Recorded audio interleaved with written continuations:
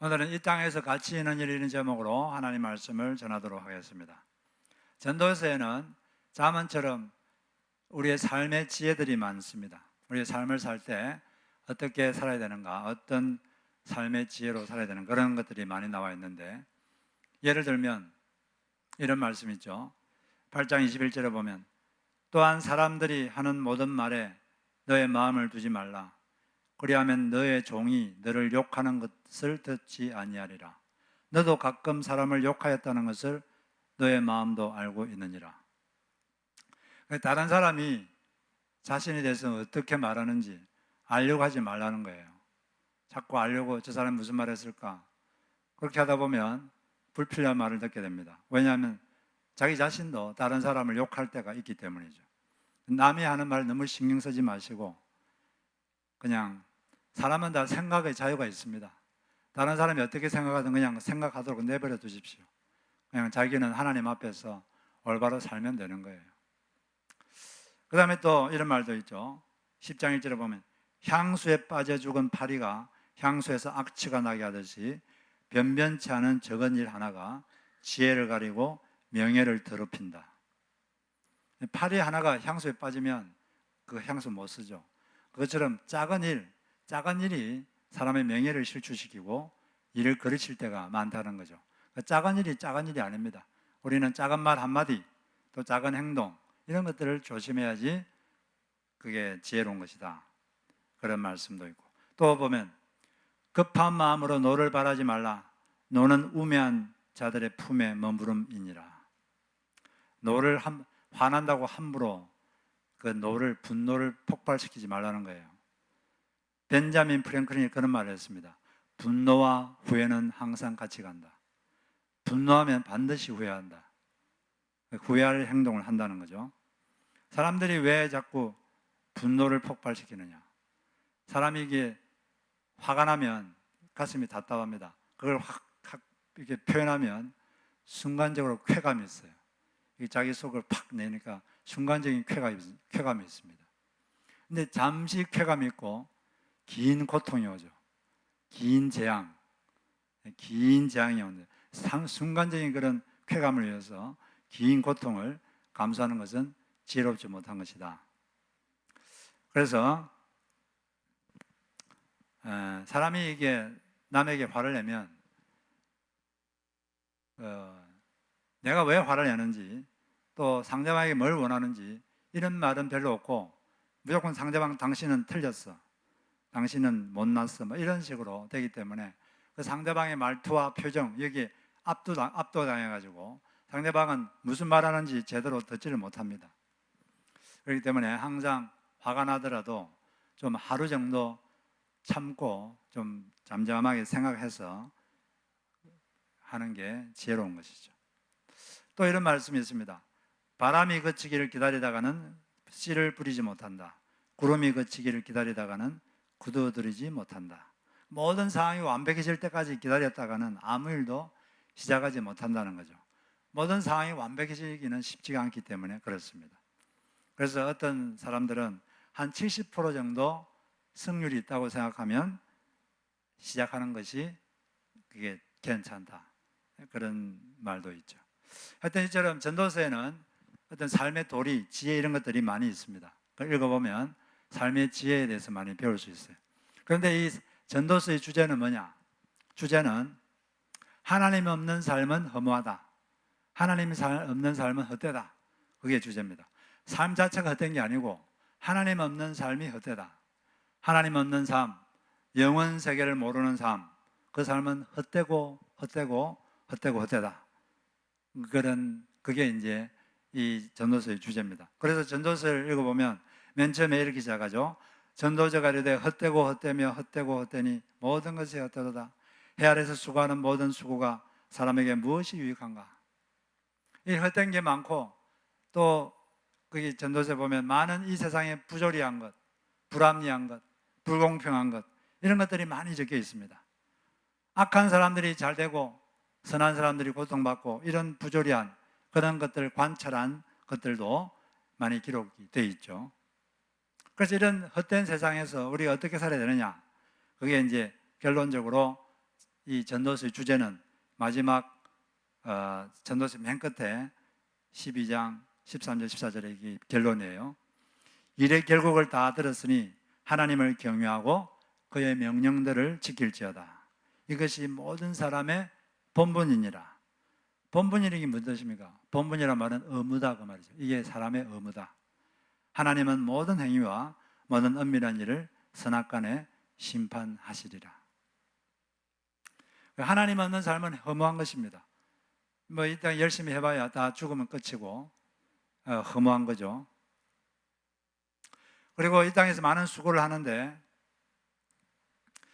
그게 영원 세계에서 평가받는다는 걸 모르면 이 땅에서 수고한 게 헛되죠. 왜냐하면 이 땅에서 자기가 뭐 잘한 게 있는데 그게 인정 못 받을 수도 있고, 그런데 하나님은 이 전도서 맨 마지막 말씀처럼 하나님은 100% 공정하게 모든 걸 다 평가하시고 거기에 대해 상과 벌을 확실하게 주시는 분입니다. 그래서 악한 사람들이 이 땅에서 잘 되는 걸 우리가 보게 되죠.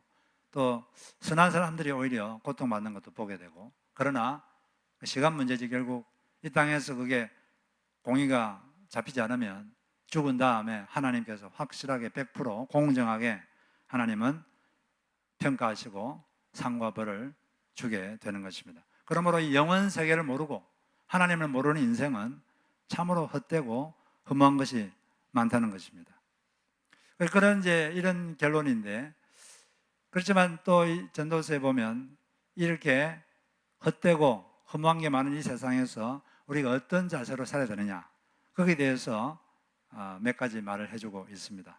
그걸 한번 살펴볼 텐데, 첫 번째는 제가 금방 말씀드린 거고, 그 다음에 두 번째가 작은 일을 누리고 즐거워하는 것. 작은 일을 누리고 즐거워해야 된다. 이 말씀 보니까 전도서 2장 24절을 보면 사람에게 먹는 것과 마시는 것, 자기가 하는 수고에서 스스로 보람을 느끼는 것, 이보다 더 좋은 것은 없다. 알고 보니 이것도 하나님이 주시는 선물, 하나님이 주시는 것이다. 이 땅에 참 수고 많고 그런데 먹고 마시는 것, 이것이 하나님이 주신 선물이라는 거죠. 그리고 또 뒤에도 보면 3장 13절에도 보면 사람이 먹을 수 있고 마실 수 있고 하는 일에 만족을 누릴 수 있다면 이것이야말로 하나님이 주신 은총이며 선물이다. 먹는 거 마시는 거 이런 건 상당히 작은 일이죠. 집에서 그냥 음식을 먹고, 이 작은 일인데 이 작은 일을 즐거워하고 누리고 음미하는 것, 그것이 인생의 지혜라는 것입니다. 뭔가 대단한 일이 있으면 내가 이걸 즐기고 누리겠다, 뭐 큰 돈이 생기고 시간이 생겨서 세계 일주를 하게 되었다, 뭐 그런 대단한 것만 만족하고 즐겨 부를 게 아니라 오늘 아침에 여유 있게 커피 한 잔을 마신 것, 또 좋은 길거리에서 산책을 한 것, 이런 게 다 하나님이 주신 선물입니다. 여러분들이 아침에 기분 좋게 차를 한 잔 마셨다면 그게 하나님이 주신 선물인 줄로 믿습니다. 그런 걸, 작은 걸 누리고 즐거워하라는 거예요. 또 가족들과 같이 담소할 수 있는 그런 시간을 주신 것, 가족들과 같이 식사하는 것, 이런 작은 것, 이런 걸 먹는 것, 마시는 것, 이런 걸 즐거워해야 돼. 이게 바로 하나님이 주신 선물이다. 뭐 대단한 것 있으면 그때 즐거워, 그럴 게 아니라 이런 작은 것, 일상적인 것, 그것이 바로 하나님이 주신, 우리에게 주신 선물입니다. 사회생활을 잘 못하는 사람들은 누가 선물을 주면 마음에 안 들면 뭐 구석에 처박아 놓고 뭐 그냥 잊어버리고 그러는데, 정말 괜찮은 사람들은 누가 자그마한 선물을 줘도 귀하게 생각하고 감사하고 또 답례도 하고 그럽니다. 하나님께서 우리에게 주신 이 작은 것들, 이런 것들을 즐거워하고 기뻐하는 것, 그런 삶을 사시기를 바랍니다. 두 번째는 자신이 현재 하고 있는 일과 수고에서 보람을 느끼며 사는 것입니다. 2번, 자신이 하는 일과 수고 자체에 보람을 느끼는 것. 이것이 이 헛된 게 많고 허무한 이 세상에서 지혜롭게 또 하나님이 기뻐하는 것이고 가치 있는 것입니다. 2장 24절을 보면 자기가 하는 수고에서 스스로 보람을 느끼는 것, 이보다 더 좋은 것은 없다. 알고 보니 이것도 하나님이 주시는 것이다. 5장 18절에도 보면 사람이 하나님께서 그에게 주신 바 그 일평생에 먹고 마시며 해 아래 사는 모든 수계 중에서 낙을 보는 것이 선하고 아름다움을 내가 보았나니 그것이 그의 몫이로다. 자기가 하는 일에서 보람을 느끼는 것, 이거보다 더 좋은 것이 없다는 것을 나는 알았노라. 3장 22절.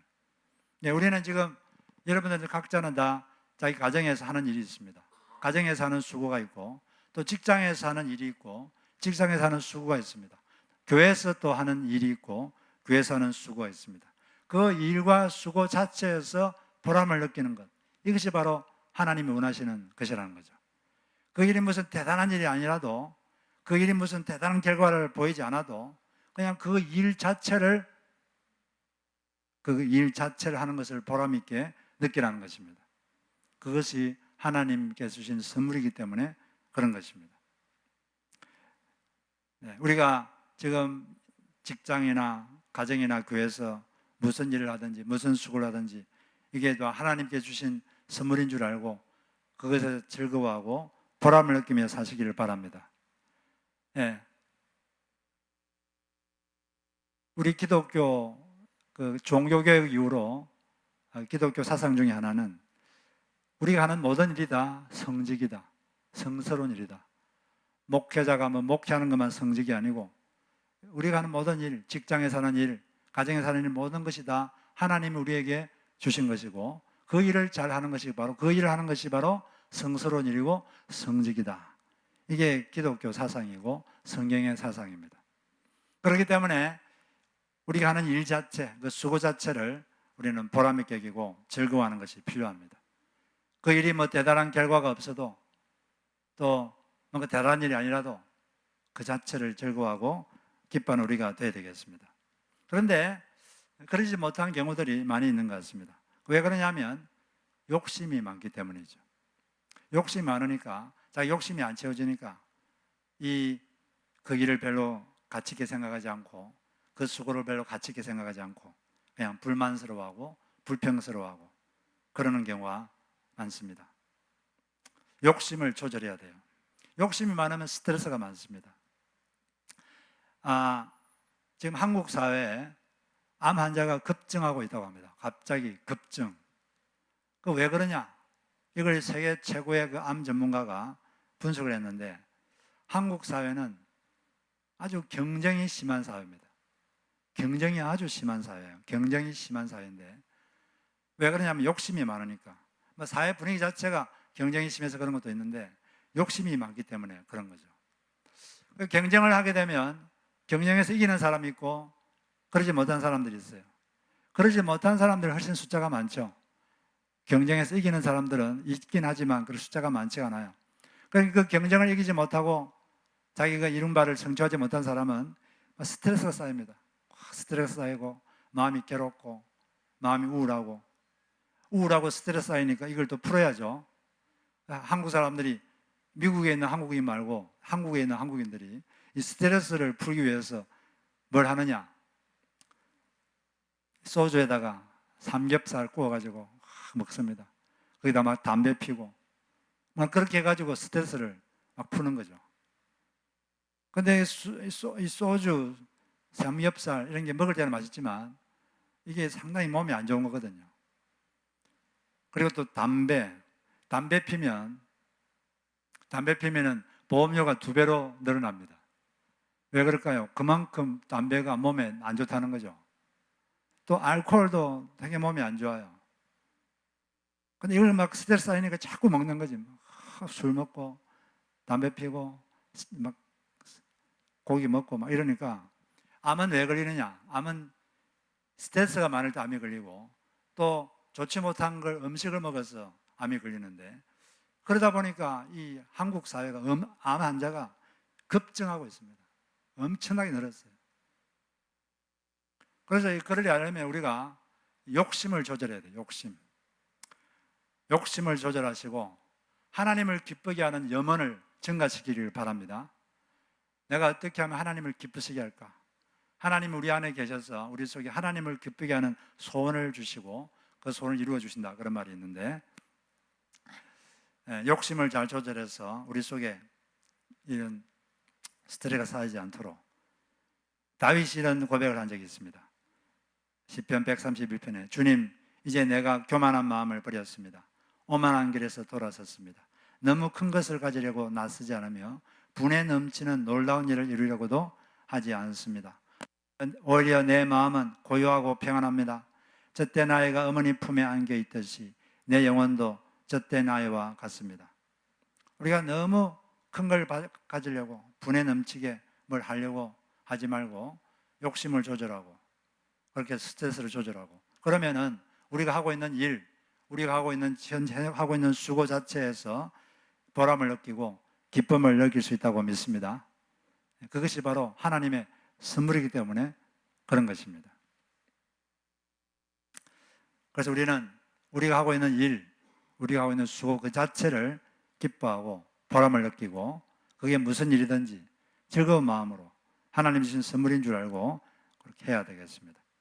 밀레라는 사람이 그린 그림 중에 만종이라는 게 있는데 이건 두 농부가 아내 남편이 농사 일을 마치고 하루 일을 마치고 하나님께 감사기도 드리는 그거죠. 근데 그 뭐 농사 짓는 게 뭐 대단한 일 아니잖아요. 매일 하는 거고 뭐 그렇게 대단한 일도 아니고 또 가난한 사람들입니다. 그러나 그 일을 했다는 것, 그걸 감사하고 그 자체에 보람을 느끼고 기도드리는 얼마나 그게 거룩해 보입니까? 우리가 바로 그런 밀레의 만종처럼 우리가 하는 일, 수고 그 자체에 보람을 느끼고 즐거워하고 만족하시는 우리 모두가 되기를 바랍니다. 그 다음에 이제 이 헛된 것이 많은 이 세상에서 무엇이 가치 있는 것이냐? 살면서 좋은 일을 하는 것. 전도서 3장 12절을 보면 이제 나는 깨닫는다. 기쁘게 사는 것, 살면서 좋은 일을 하는 것, 사람에게 이보다 더 좋은 것이 무엇이랴. 수고와 슬픔이 많고 불합리하고 부조리가 많고 불공평이 많은 이 세상에서 가치 있게 사는 방법은 선한 일을 많이 하는 거예요. 선하다는 말은 남에게 유익을 끼치는 거죠. 남에게 유익한 일을 하는 것. 그것이 바로 이 땅에서 가치 있는 것이다. 예수님께서 우리를 위해서, 우리 죄를 위해서 대신 벌을 받아 돌아가셨는데 왜 우리를 위해서 그렇게 대신 돌아가셨느냐? 그 목적이 디도서 2장 14절에 다음과 같이 되어 있습니다. 그 목적이 뭘까요? 디도서 2장 14절 보니까 그가 우리를 대신하여 자신을 주신 이유는 모든 불법에서 우리를 속량하시고 우리를 깨끗하게 하사 선한 일을 열심히 하는 자기 백성이 되게 하려 하심이라. 뭐라고 되어 있죠? 우리를 위해서 대신 죽인 목적이 선한 일을 열심히 하는 백성이 되도록 하기 위해서이다. 착한 일, 남을 유익하게 하는 일을 그냥 하는 정도가 아니라 어떻게 하라고요? 열심히 적극적으로 남을 유익하게 하는 일을 하는 것. 이것이 바로 우리를 구원해 주신 목적이다. 이렇게 밝히고 있습니다. 예수님의 삶을 한마디로 표현하면 남을 위한 삶. 그게 예수 그리스도의 삶의 방식이었습니다. 그 예수님을 우리가 더 닮을수록 그분과 더 친밀하게 살 수 있고 친밀한 교제를 할 수 있고 그분을 더 잘 알 수가 있고 그분과 더 가깝게 지낼 수가 있습니다. 한국에 어떤 유명한 탤런트가 있는데 지금도 아주 최고 스타죠. 이분이 유명해지기 전에 자기 집안이 부도가 나서 엉망이 됐습니다. 그러자 어릴 때부터 교회를 다녔지만 하나님을 원망했습니다. 그런데 한번 어머니가 기도하는 걸 듣고 어머니의 기도에 감동을 받아가지고 버스 터미널 의자에서 새우잠을 자면서 하나님께 기도했습니다. 하나님, 저에게 다시 물질을 주시고 생활을 다시 돌려주시면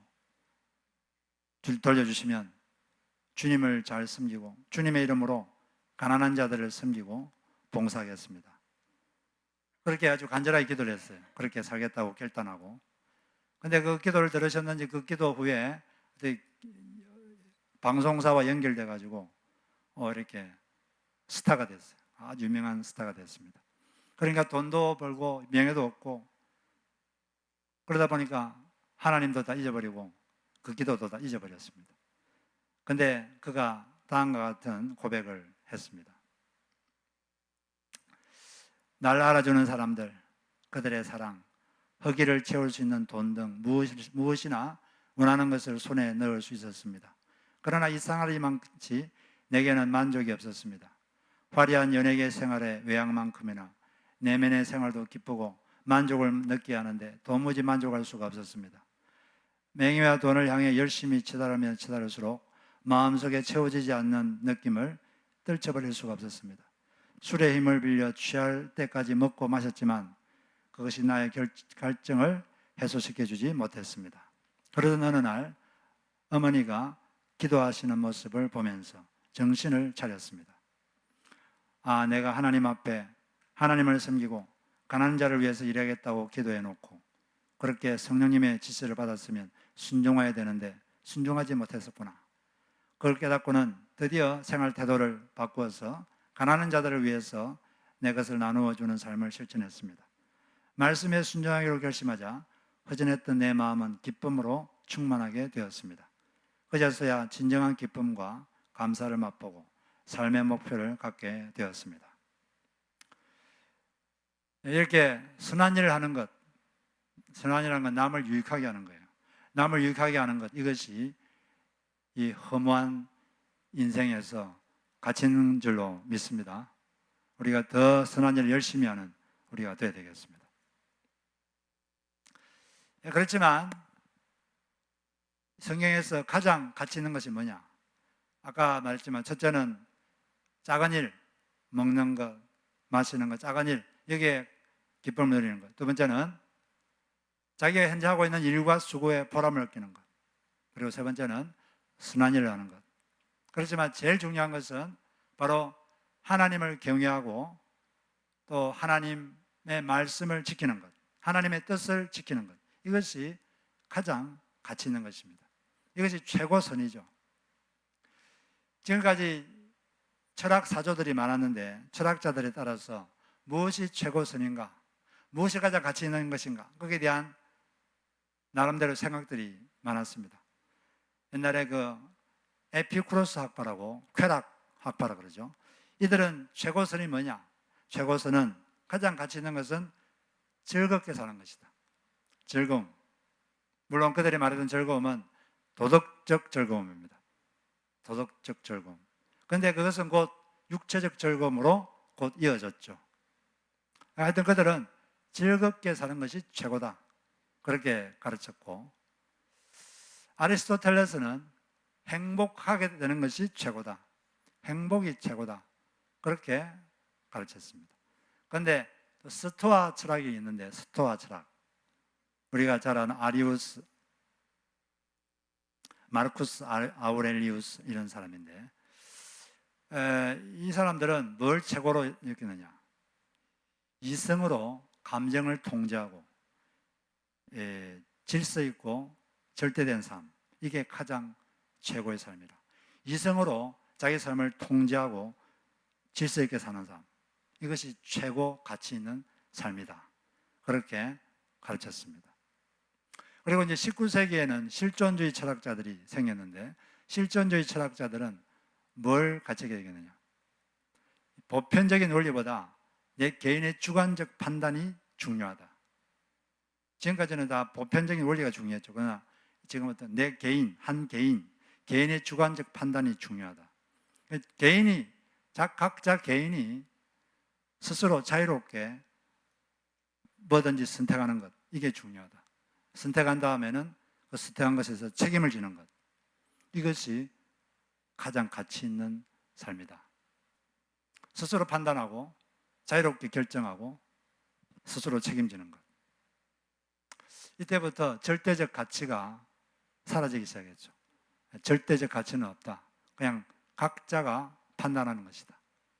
이런 식으로 됐는데, 그런데 성경에서는 뭐가 최고의 가치라고 말하고 있습니까? 뭐가 최고의 가치입니까? 하나님을 경외하고 그분의 뜻을 행하는 것, 이것이 최고의 가치다. 이것이 최고의 선이다. 이것이 전도서의 가르침이고 성경의 가르침입니다. 행복한 것도 중요한데 행복한 것은 우리가 하나님의 뜻을 행하고 하나님을 경외할 때 따라오는 것입니다.